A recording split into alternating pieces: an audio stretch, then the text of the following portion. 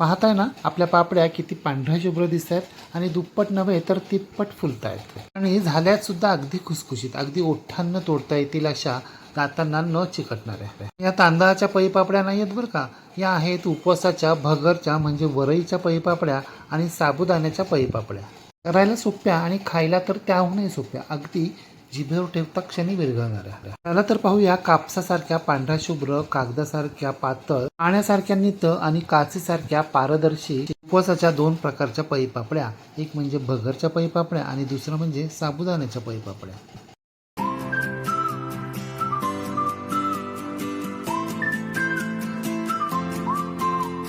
साबुदाण्याच्या पळीपापड्या आणि भगरच्या पळीपापड्या यापैकी प्रथम आपण भगरच्या पळीपापड्या कशा करायच्या ते पाहूया.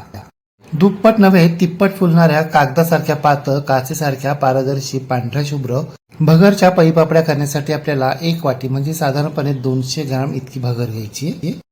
ही भगर आपल्याला निवडून साफ करून स्वच्छ करून तर घ्यायचीच आहे, शिवाय अगदी हलक्या हाताने 2-3 वेळा पाण्यानं स्वच्छ धुवून देखील घ्यायची. भगर स्वच्छ धुवून झाल्यानंतर तिच्यातलं सगळं पाणी निथून काढायचंय आणि ज्या वाटीनं आपण भगर घेतली होती ना तीच वाटी भरून 2 वाट्या पाणी घ्यायचंय, या भगरमध्ये घालायचंय, ते व्यवस्थित मिक्स करून घ्यायचंय. आता या भगरवर झाकण ठेवायचंय आणि ही भगर आपल्याला 2 दिवस पाण्यामध्ये अशीच भिजत ठेवायची आहे. हो, परंतु भगर जरी आपल्याला 2 दिवस भिजत ठेवायची असली ना तरी 24 तासानंतर म्हणजे 1 दिवस 1 रात्रीनंतर तिच्यातलं पाणी बदलायचे, नवीन पाणी घालायचे आणि पुन्हा झाकून ठेवायची. जर आपण पाणी नाही बदललं तर आपल्या या भगरला आंबट असा दर्प येईल. 2 दिवसांमध्ये आपण एकदा पाणी बदललं होतं म्हणून आपलं पाणी बघा कसं स्वच्छ निवळ दिसतंय.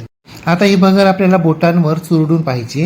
हे बोटांनी चुरडल्यावर तिचा भुगा होतोय म्हणजे पावडर होते, याचा अर्थ आपली भगर अगदी व्यवस्थित भिजली आहे. आता ही भगर आपल्याला एखाद्या वेळणीमध्ये काढून घ्यायची आहे, तिच्यातलं सगळं पाणी निथून घ्यायचंय आणि 5 मिनिटं ही भगर आपल्याला अशीच ठेवायची आहे, म्हणजे तिच्यातलं जवळपास सगळं पाणी निथळलं जाईल. आता मिक्सरचं मोठं भांडं घ्यायचं, या भांड्यामध्ये आपल्याला ही पाणी निथून घेतलेली भगर घालायची आहे. आता ज्या वाटीनं आपण भगर घेतली होती ना तीच 1 वाटी भरून पाणी घ्यायचंय, त्यातलं अर्धी वाटी पाणी आपल्याला या भगरमध्ये घालायचंय आणि ही भगर आपल्याला मिक्सरवर 2 मिनिटं फिरवून घ्यायची आहे.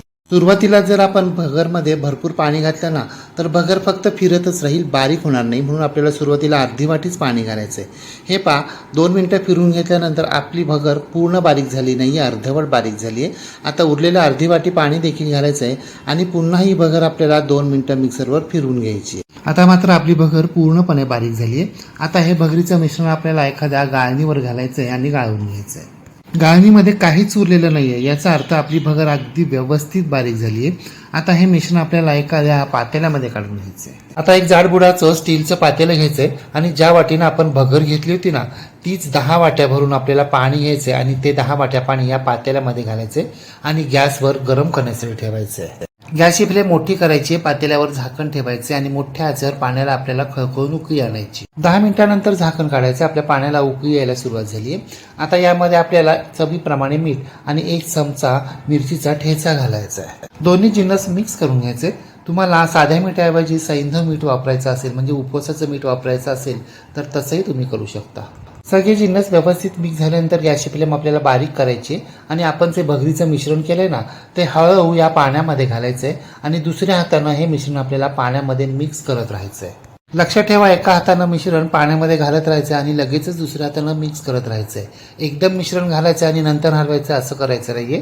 जर तुम्हाला एकट्याला हे जमत नसेल तर घरातील एखाद्या सदस्याची मदत घ्यायची आहे, म्हणजे एकानं मिश्रण घालत राहायचंय आणि दुसऱ्यानं ते हलवत राहायचंय, मिक्स करत राहायचंय. ही क्रिया आपल्याला मंद आचेवरच करायची. मंद आचेवर 3-4 मिनिटं एकसारखं हलवत राहिल्यानंतर आपलं मिश्रण आता घट्ट झालेलं आहे. आता पातेल्यावर झाकण ठेवायचं, गॅसची फ्लेम आपल्याला बारीकच ठेवायची आणि 15 मिनिटं हे मिश्रण आपल्याला मंद आचेवर वाफवून घ्यायचंय. परंतु 15 मिनिटांमध्ये 5-5 मिनिटांनी पातेल्यावरचं झाकण काढायचे, पळीनं हे मिश्रण हलवून घ्यायचे. असं 15 मिनिटांमध्ये आपल्याला 5-5 मिनिटांनी 3 वेळा करायचंय. 15 मिनिटांनंतर मिश्रणाला हळूहळू उकळी यायला सुरुवात झाली आहे, मध्यभागी साय देखील तयार झाली आहे आणि आपल्या मिश्रणाला चकाकी देखील आली आहे. आता पळीच्या साह्यानं हे मिश्रण आपल्याला खालपासून वरपर्यंत सगळ्या बाजून व्यवस्थित हलवून घ्यायचे, ढवळून घ्यायचे, एकजीव करून घ्यायचे। आता ही पळी आपल्याला पातेल्यावर पालथी धरायची आहे। पळीच्या मध्यभागी एक रेघ ओढायची आहे। हे पहा आपली रेघ तशी तशी राहते, मिश्रण अजिबात इकडे तिकडे जात नाहीये। पळी पापडीचं मिश्रण तयार झाल्याची ही झाली पहिली खूण। आता दुसरी खूण काय, तर एखादी प्लेट घ्यायची आहे, तिच्यावर पळीनं अशा प्रकारे मिश्रण ओतायचे आणि ते पळीनं थोडंसं पसरवून घ्यायचे, गोल करून घ्यायचे आणि ही प्लेट आपल्याला कशीही फिरवायची आहे। कशीही फिरवली तरी आपलं मिश्रण काही ओघळत नाहीये, तसंच राहते। ही झाली मिश्रण तयार झाल्याची दुसरी खूण। आपलं मिश्रण अगदी व्यवस्थित शिजले, पळी पापड्या करण्यासाठीचं आपलं मिश्रण तयार झाले। आता गॅस बंद करायचा आहे। गॅसवरून पातेलं उतरवून बाजूला ठेवून द्यायचे आणि हे पातेलं आपल्याला झाकण काढून 10 मिनिटं थोडंसं कोमट करून घ्यायचं आहे। गरमागरम वाफवलेलं मिश्रणाच्या आपण पळी पापड्या प्लास्टिकच्या पेपरवर घातल्या ना, तर आपला प्लास्टिकचा पेपर पाघेल, म्हणून आपल्याला हे मिश्रण थोडंसं कोमट करून घ्यायचं, अगदी 10 मिनिट। बाल्कनीमध्ये जिथे ऊन येतं तिथे मी एक टेबल ठेवला, टेबलवर प्लास्टिकचा पेपर अंथरलाय आणि या प्लास्टिकच्या पेपरला मी तेला पाण्याचा हात फिरून घेतलेला आहे। आता या टेबलवर आपल्याला पळी पापड्या घालायला सुरुवात करायची। त्यासाठी मिश्रणातील एक पळी मिश्रण घ्यायचे, पेपरवर हळुवारपणे घालायचंय आणि अगदी हळुवारपणे हे मिश्रण आपल्याला थोडंसं पसरवून घ्यायचे, गोल करून घ्यायचे। लक्षात ठेवा, हे मिश्रण आपल्याला खूप पातळ पसरवायचं नाही, जाडसरच ठेवायचं। जरी आता आपण हे मिश्रण इतकं जाडसर पसरवलं ना, तरी सुद्धा सुकल्यानंतर ते खूप पातळ होणार आहे, अगदी पारदर्शी होणार आहे। जर आत्ताच आपण हे मिश्रण खूप पातळ पसरवून घेतलं तर मग आपल्याला या पापड्या उलट करता येणार नाही। पापड्या प्लास्टिकच्या पेपरला चिकटून राहतील आणि उलटताना त्या तुटतील। मिश्रण पेपरवर सोडल्यानंतर तुम्ही अगदी एकदाच पळी फिरवली तरी सुद्धा चालणार आहे। तांदळाच्या, साबुदाण्याच्या किंवा इतर कोणत्याही मिश्रणापेक्षा हे भगरीचं मिश्रण असतं ना, ते खूप पातळ आणि नाजूक असतं, म्हणून आपल्याला ते खूप पातळ पसरवायचं नाही। आपल्या सगळ्या मिश्रणाच्या पापड्या घालून झालेल्या आहेत। निम्म्या मिश्रणाच्या पापड्या मी टेबलवर पसरवून घेतल्यात आणि निम्म्या खाली जमिनीवर। भगर बारीक करण्यापासून ते पापड्या घालेपर्यंत 1.5 तास गेलेला आहे। आता या पळी पापड्या आपल्याला दिवसभर कडकडीत उन्हामध्ये सुकून घ्यायच्यात, परंतु 4 तासानंतर या पापड्या आपल्याला उलट करून घ्यायच्यात। 4 तासानंतर आपल्या पापड्या अर्धवट सुकलेल्या आहेत। जर कडकडीत ऊन असेल ना, तर 4 तासामध्ये ह्या उलटण्या इतपत सुकतात। पापड्या जर सहज उलटल्या जात असतील ना, तरच उलट करून घ्यायच्यात। ज्या उलटल्या नाही जात त्या थोड्या वेळाने उलट करून घ्यायच्यात। तुम्ही जबरदस्तीने उलट करायला गेलात तर या पापड्या तुटतात। 4 तासानंतर पापड्या उलट केल्यानंतर पुढील 4 तास आपल्याला या पापड्या उन्हामध्ये सुकवून घ्यायच्यात आणि संध्याकाळी काढून घेऊन त्या आपल्याला एखाद्या ताटामध्ये, परातीमध्ये किंवा टोपल्यामध्ये ठेवायच्यात आणि दुसऱ्या दिवशी मग पुन्हा पसरवून आपल्याला त्या कडकडीत उन्हामध्ये कडकडीत सुकवून घ्यायच्यात। 2 दिवस कडकडीत उन्हामध्ये या पळी पापड्या पूर्णपणे सुकतात, अजिबात ओलसर राहत नाहीत। 2 दिवस कडकडीत उन्हामध्ये आपल्या पापड्या पूर्णपणे सुकलेल्या आहेत। एवढ्या मिश्रणामध्ये आपल्या जवळपास 80च्या आसपास पापड्या तयार झालेल्या आहेत। पाहताय ना किती पारदर्शी दिसत आहेत आपल्या पापड्या, अगदी कागदासारख्या पातळ आणि पाण्यासारख्या नितळ। आता तयार झालेल्या या पापड्या आपण तळून सुद्धा पाहूया। त्यासाठी गॅसवर आपल्याला एका कढईमध्ये तेल चांगलं गरम करून घ्यायचे। तेल चांगलं गरम झालं की गॅसची फ्लेम आपल्याला बारीक करायची आणि कडकडीत तेलामध्ये एक पापडी आपल्याला हळुवारपणे सोडायची। पाहता ना तुम्ही, पापडी तेलामध्ये सोडल्या सोडल्या कशी सर्रकन वर येते आणि किती पांढरी शुभ्र झाली आहे, पहा, दुप्पट फुलली आहे आणि लाल अजिबात पडत नाहीये। कोणाला सांगूनही खरं वाटणार नाही की या भगरच्या म्हणजे वरईच्या पापड्या आहेत। अगदी सालपापड्यांसारख्या म्हणजे तांदळाच्या पापड्यासारख्याच दिसतात। पाहिलं ना, करायला किती सोपं आहेत। तांदळाच्या पापड्या तरी करायला किचकट असतात, तुटतात, चिकटतात, परंतु तुम्हीच पाहताय या पापड्यांचं तसं काहीच होत नाही। यातल्या 2 पापड्या मी तुम्हाला तोडून दाखवतो। झाल्यात ना कुरकुरीत आणि खुसखुशीत आणि तळल्यानंतर पहा दुप्पट नव्हे तिप्पट फुलतायत आणि सगळ्यात महत्त्वाचं म्हणजे अजिबात लाल पडत नाहीयेत। आता आपण लगेचच साबुदाण्याच्या पळी पापड्या कशा करायच्या ते पाहूया। साबुदाण्याच्या पळी पापड्या करण्यासाठी इथे आपल्याला 1 ग्लास म्हणजे साधारणपणे 200 ग्रॅम इतका साबुदाणा घ्यायचा आहे। साबुदाणा 2 प्रकारचा असतो। हा जो दिसतोय हा रेग्युलर साबुदाणा आणि याच्यापेक्षा वेगळा म्हणजे मोहरीपेक्षा थोडासा मोठा असतो तो इन्स्टंट साबुदाणा, तो आपल्याला घ्यायचा नाहीये। हा रेग्युलर साबुदाणाच आपल्याला घ्यायचा आहे। हा साबुदाणा आपल्याला निवडून साफ करून स्वच्छ करून घ्यायचा आहे आणि गॅसवर एक कढई गरम करण्यासाठी ठेवायची। कढई गरम झाली की यामध्ये आपल्याला हा साबुदाणा घालायचा आहे आणि हा साबुदाणा आपल्याला लो टू मीडियम फ्लेमवर 3-4 मिनिटं एकसारखा हलवत राहायचा आहे। हा साबुदाणा आपल्याला फुलेपर्यंत परतून घ्यायचा नाहीये, तर हा साबुदाणा आपल्याला फक्त गरम करून घ्यायचा। परंतु लक्षात ठेवा, साबुदाणा आपल्याला एकसारखा हलवत राहायचा आहे। मध्ये जर तुम्ही थांबलात तर साबुदाणा करपेल, कढईला चिकटेल। हो, परंतु साबुदाणा करपेल या भीतीने आपल्याला साबुदाणा कमी भाजून घ्यायचा नाहीये, तर अगदी व्यवस्थित भाजून घ्यायचा आहे. साबुदाणा जरी व्यवस्थित नाही भाजला तरी त्याच्या पळी पापड्या तर होतील, परंतु त्या सुकताना चिकटतील, चिरडतील आणि खाताना दातांना चिकटतील देखील. म्हणून साबुदाणा आपल्याला घाई न करता अगदी खमंग, खरपूस, कडक गरम होईपर्यंत भाजून घ्यायचा, परंतु उमलू द्यायचा नाहीये. साबुदाणा भाजून झाल्यानंतर तो आपल्याला एका ताटामध्ये काढून घ्यायचा आहे, पूर्णपणे थंड करून घ्यायचा आहे आणि थंड झाल्यानंतर मिक्सरच्या छोट्या चटणीच्या भांड्यामध्ये घालायचा आहे आणि त्याची आपल्याला मिक्सरवर बारीक पूड तयार करून घ्यायची. अगदी विकत मिळतं तसं साबुदाणा पीठ तयार व्हायला हवं असं काही नाही, परंतु शक्य तितकं बारीक करण्याचा प्रयत्न करायचा आहे आणि बारीक झाल्यानंतर एका चाळणीनं आपल्याला हे पीठ चाळून घ्यायचं आहे. म्हणजे आपण जे रोज गव्हाचं किंवा भाकरीचं पीठ चाळून घेतो ना, त्याच चाळणीनं आपल्याला हे पीठ चाळून घ्यायचं. अगदी काही सुजीच्या चाळणीनं चाळून घ्यायला हवं असं काही नाही. चाळून झालेलं हे पीठ आता आपल्याला एका वाटीमध्ये काढून घ्यायचं आहे. आता एक मोठं जाडबुडाचं स्टीलचं पातेलं घ्यायचं. त्या पातेल्यामध्ये आपल्याला हे साबुदाण्याचं पीठ घालायचं आणि याच वाटीच्या मापानं 4 वाट्या पाणी आपल्याला या पिठामध्ये घालायचं आहे आणि ते व्यवस्थित मिक्स करून घ्यायचं आहे. या व्यतिरिक्त एका पातेल्यामध्ये आपल्याला आणखी 4 वाट्या पाणी गरम करून बाजूला ठेवून द्यायचं आहे.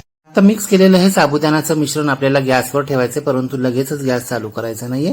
ते पहिल्यांदा हे पात थोडंसं खाली गोठलेलं आहे ते हलवून घ्यायचंय. या व्यतिरिक्त आपल्याला शेजारील शेगडीवर आणखी 2 वाट्या पाणी गरम करून घ्यायचंय. मिश्रण व्यवस्थित हलवून झाल्यानंतर आता गॅस चालू करायचा आहे आणि आपण एका बाजूला जे 4 वाट्या पाणी गरम करून ठेवलं होतं ना, ते पाणी यामध्ये घालायचं आणि व्यवस्थित मिक्स करून घ्यायचं आहे. आता हे मिश्रण आपल्याला लो टू मीडियम फ्लेमवर एकसारखं उलटण्याच्या साह्यानं हलवायत राहायचंय.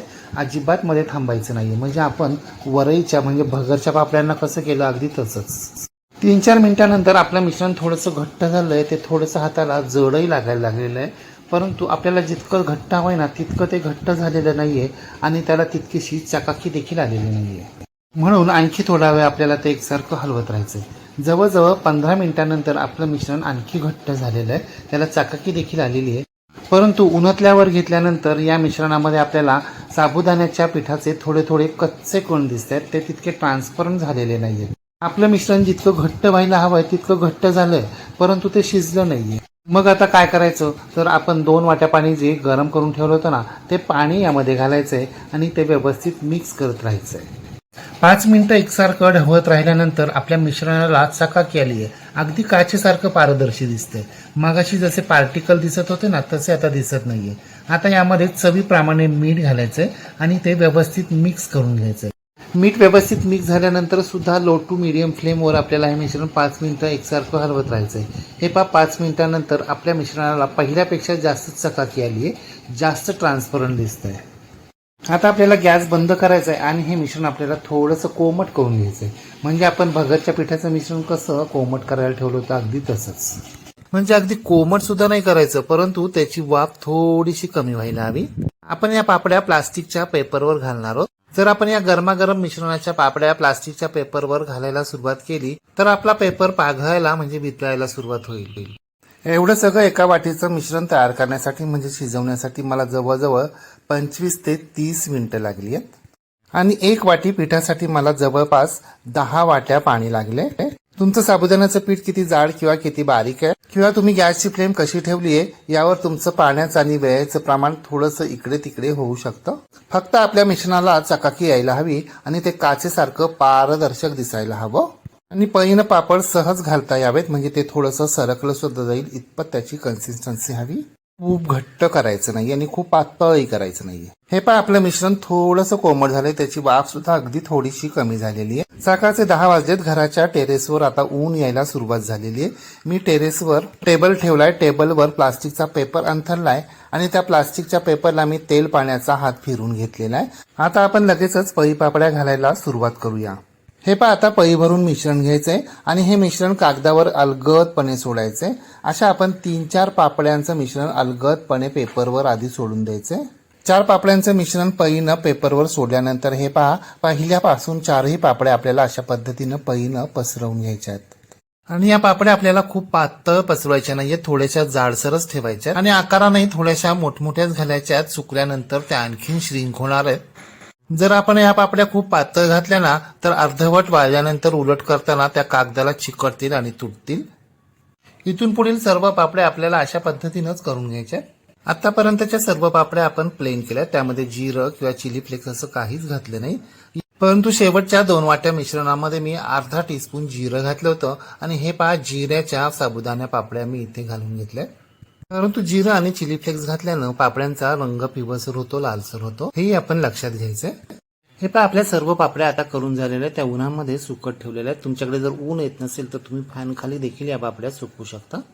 आपण सकाळी 10 वाजता पापड्या घातल्या होत्या, आता दुपारचे 2 वाजलेत. आता पापड्यांचा वरील भाग पूर्णपणे सुकलाय, म्हणून आता आपण सर्व पापड्या उलट करून घ्यायच्या. असा पापड्यांचा वरील भाग पूर्णपणे सुकण्यासाठी जवळजवळ कडक उन्हाचे 4 तास तरी त्या सुकाव्या लागतात. त्यानंतरच आपल्याला त्या उलट करायच्यात आणि तरच त्या सहज उलटल्या जातात. आता उलट करून घेतलेल्या या पापड्यांचा खालचा भाग ओला आहे. आता ह्या सर्व पापड्या आपण संध्याकाळी ऊन असेपर्यंत अशा सुकत ठेवायच्यात. हे पहा आपली पापडी किती पातळ, पारदर्शी आणि चकचकीत दिसतीये ते. या पापड्या पूर्णपणे सुकण्यासाठी जवळजवळ 2 दिवस तरी त्यांना कडकून द्यावं लागतं. हे पहा आपल्या पापड्यांना आम्ही 2 दिवस पूर्णपणे ऊन दिले आणि पापड्या आता पूर्णपणे सुकलेल्या आहेत. आता या सुकलेल्या साबुदाण्याच्या पापड्या आपण गरम तेलामध्ये तळून पाहूया. पाहताय ना तुम्ही आपल्या पापड्या कशा सरकन वर येत आहेत आणि किती पांढऱ्या शुभ्र झाल्यात पहा, आणि पातळही किती आहेत पहा. शिवाय दुप्पट नव्हे तर तिप्पट फुलत आहेत. यातील एक साबुदाणा पापडी मी तुम्हाला तोडून दाखवतो. आवाज तर आहे का?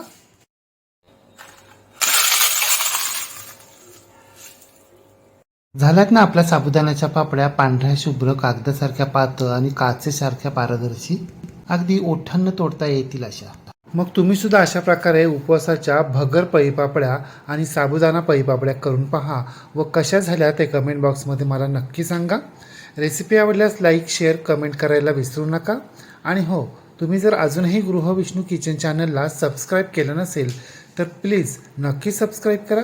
शेजारी बेल आयकॉनवर प्रेस करा, ऑल सिलेक्ट करा, म्हणजे माझ्या नवनवीन रेसिपींचे नोटिफिकेशन तुमच्या मोबाईलवर येतील. पुन्हा भेटूया अशाच एका नवीन रेसिपीसह. तोपर्यंत नमस्कार व रेसिपी शेवटपर्यंत पाहिल्याबद्दल धन्यवाद.